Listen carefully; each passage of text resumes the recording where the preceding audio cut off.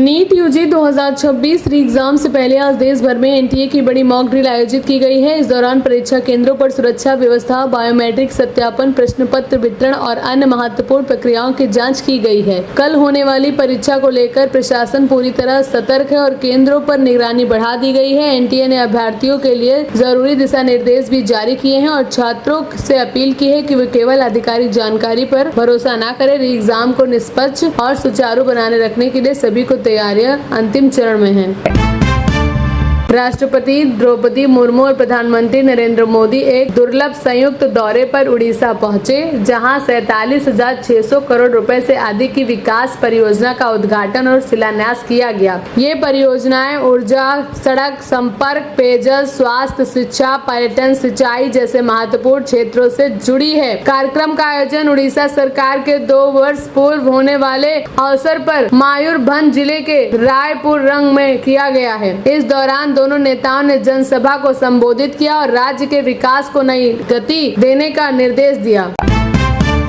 मौसम से जुड़ी बड़ी खबर। देश भर में कई राज्यों में मौसम ने करवट ले ली है। मध्य प्रदेश, उत्तर प्रदेश, बिहार, झारखंड और प्री मानसून गतिविधियां तेज हो गई हैं, जहां बारिश, गरज चमक और तेज हवाओं का अलर्ट जारी किया गया है। वहीं कई इलाकों में बिजली गिरने की भी चेतावनी दी गई है। दूसरी ओर महाराष्ट्र के विदर्भ समेत कुछ क्षेत्रों में भीषण गर्मी और हीट वेव का खतरा बरकरार है। मौसम विभाग के अनुसार अगले कुछ दिनों में मानसून की रफ्तार बढ़ सकती है, जिससे कई राज्यों को गर्मी से राहत मिलने की उम्मीद है। लोगों को मौसम विभाग की सलाह का पालन करने की अपील की गई है। महाराष्ट्र के पुणे से एक दर्दनाक खबर सामने आई है। लोहगढ़ के किले पर घूमने आए एक युवक की खाई में गिरने से मौत हो गई। बताया जा रहा है कि युवक अपनी मंगेतर के जन्मदिन के मौके पर दोस्तों के साथ ट्रैकिंग पर गया था। फोटो खींचते समय संतुलन बिगड़ा, वहां करीब 400 फीट गहरी खाई में जा गिरा। हादसे के बाद रेस्क्यू टीम ने काफी मशक्कत के बाद शव को बाहर निकाला। इस घटना ने खुशी के मौके को मातम में बदल दिया। पुलिस ने मामला दर्ज कर रहा है और जांच शुरू कर दी गई है। अयोध्या राम मंदिर में दान राशि को लेकर उठे विवाद के मामले में जांच एजेंसियां सक्रिय हो गई हैं। कथित नियमितताओं की जांच के लिए गठित एसआईटी ने अपनी पड़ताल तेज कर दी है और मंदिर ट्रस्ट से जुड़े लोगों से जानकारी जुटाई जा रही है। चढ़ावे की गिनती, रिकॉर्ड और व्यवस्थाओं से जुड़े पहलुओं की जांच की जा रही है। वहीं इस मामले को लेकर राजनीतिक बयानबाजी भी तेज हो गई है। ट्रस्ट की ओर से कहा गया है कि मंदिर की सभी व्यवस्थाओं, नियमों और पारदर्शिता के साथ संचालित की जा रही हैं। बिहार की राजनीति से तेज प्रताप यादव के खिलाफ पटना में एफआईआर दर्ज की गई है। यह मामला अनुष्का यादव के भाई आकाश यादव की शिकायत पर दर्ज हुआ है। आरोप है तेज प्रताप यादव पर धमकी देने और जबरन घर में प्रवेश करने की कोशिश के आरोप लगाए हैं। पुलिस ने मामले की जांच शुरू कर दी है और शिकायत से जुड़े सबूतों की जांच की जा रही है। वहीं तेज प्रताप यादव ने इन आरोपों को खारिज करते हुए इसे राजनीतिक साजिश बताई है।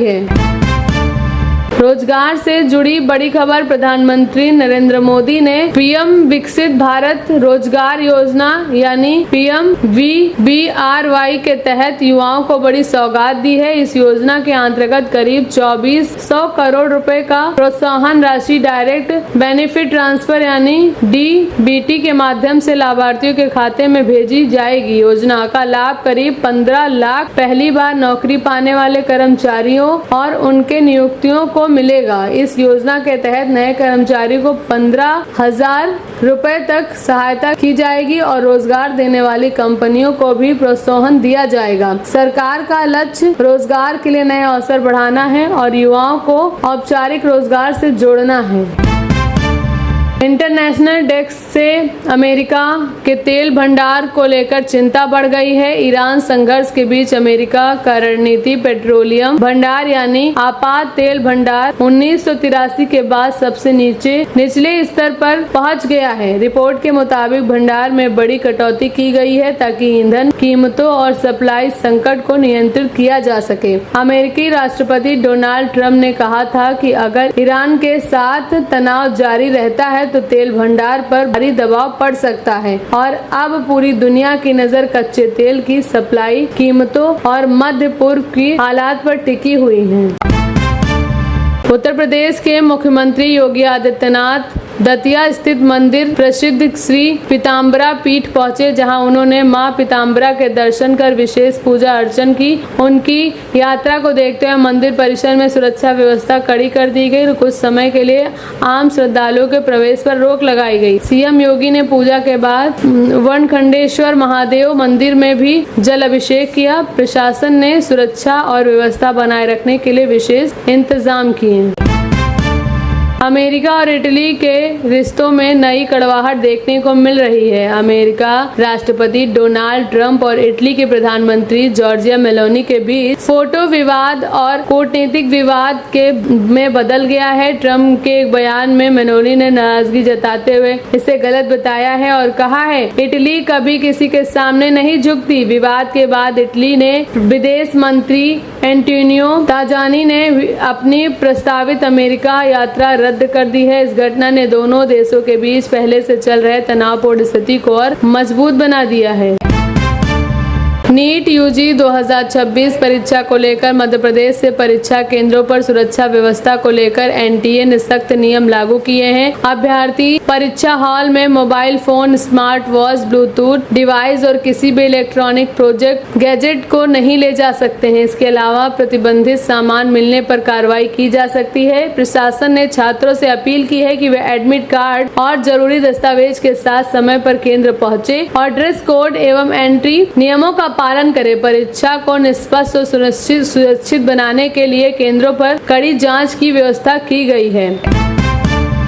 उत्तर प्रदेश के मुख्यमंत्री योगी आदित्यनाथ आज अयोध्या और गोंडा दौरे पर रहेंगे। इस दौरान वह राम मंदिर में दर्शन पूजन करेंगे और कई विकास परियोजनाओं का लोकार्पण शिलान्यास करेंगे। मुख्यमंत्री के दौरे को देखते हुए प्रशासन ने सुरक्षा और व्यवस्था को लेकर तैयारियां पूरी कर ली हैं। अयोध्या में धार्मिक, पर्यटन और बुनियादी सुविधाओं के विस्तार पर सरकार का विशेष ध्यान है। गोंडा क्षेत्र में भी विकास कार्यों की गति देने की योजना है। मुख्यमंत्री इस दौरे को अयोध्या के विकास और धार्मिक गतिविधियों के लिहाज से महत्वपूर्ण माना जा रहा है।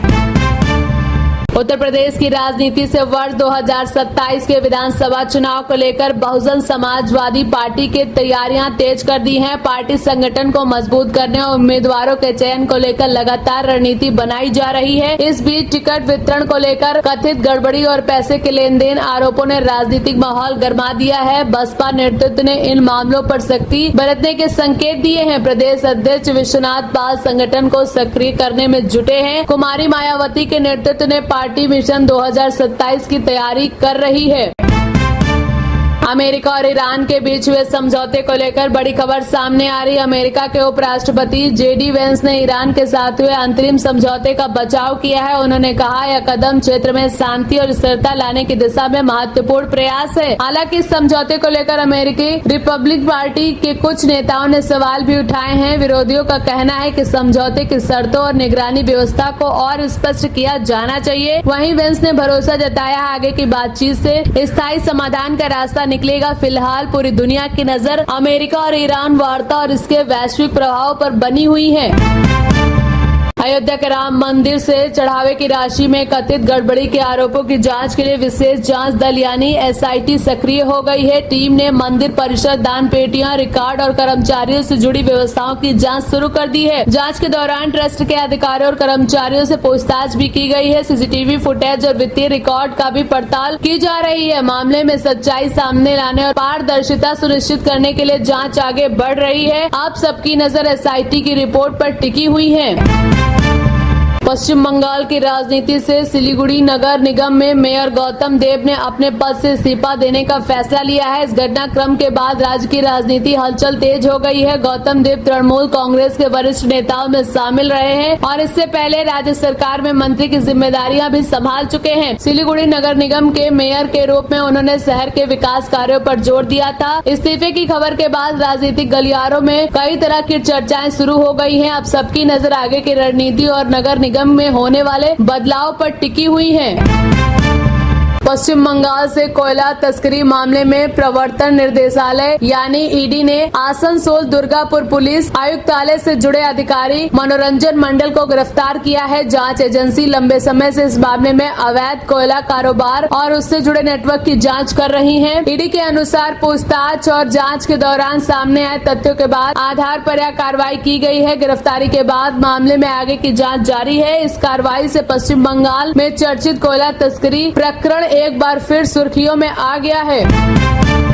उत्तर प्रदेश के अयोध्या से मुख्यमंत्री योगी आदित्यनाथ अयोध्या पहुंच चुके हैं। अपने दौरे के दौरान मुख्यमंत्री राम मंदिर ट्रस्ट के अधिकारियों के साथ महत्वपूर्ण बैठक करेंगे। बैठक में मंदिर परिसर की व्यवस्थाओं, श्रद्धालुओं की सुविधाओं और चल रहे विकास कार्यों को लेकर चर्चा होने की संभावना है। मुख्यमंत्री के दौरे को देखते हुए प्रशासन ने सुरक्षा और अन्य व्यवस्थाओं को पूरी तरह तैयार कर रखा है। अयोध्या में तेजी से हो रहे विकास कार्यों और धार्मिक पर्यटन को बढ़ावा देने की योजना पर भी विशेष ध्यान दिया जा रहा। मुख्यमंत्री के इस दौरे को काफी अहम माना जा रहा है। केरल राज्य में खनिज क्षेत्र को बढ़ावा देने के लिए 50 करोड़ रुपए की लागत से मिनरल कॉरिडोर बनाने की घोषणा की गई है। मुख्यमंत्री पिनाराई विजयन ने इस परियोजना को लेकर विकास और औद्योगिक विस्तार की दिशा में महत्वपूर्ण कदम बताया है। इस कॉरिडोर के माध्यम से खनिज संसाधनों के बेहतर प्रबंधन, परिवहन व्यवस्था और संबंधित उद्योगों को बढ़ावा देने की योजना है। सरकार का कहना है कि इस परियोजना से रोजगार के नए अवसर पैदा होंगे और राज्य के आर्थिक विकास को गति मिलेगी। आप सबकी नजर इस योजना के क्रियान्वयन पर बनी हुई है।